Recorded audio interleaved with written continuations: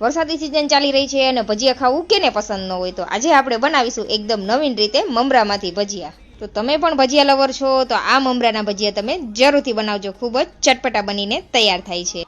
તો મમરાના ભજીયા બનાવવા માટે આપણે 1 કપ મમરા લીધા છે. મમરાને આપણે પાણીમાં સારી રીતે ધોઈ લેવાના છે અને 1 થી 2 મિનિટ માટે આપણે મમરાને પાણીમાં પલાળીને રાખવાના છે. પછી પાણી હટાવી દેવાનું છે અને આ રીતે થોડા પ્રેસ કરી દેવાના છે જેથી વધારાનું પાણી નીકળી જાય.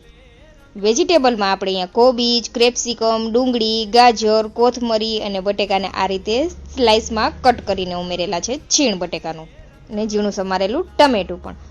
સૂકા મસાલામાં ગરમ મસાલો, ધાણા જીરું પાવડર, હળદર પાવડર અને લાલ મરચું પાવડર સાથે સ્વાદ અનુસાર નમક અને 1 ચમચી ગરમ મસાલો, સફેદ તલ અને થોડી હિંગ ઉમેરી દેવાની છે.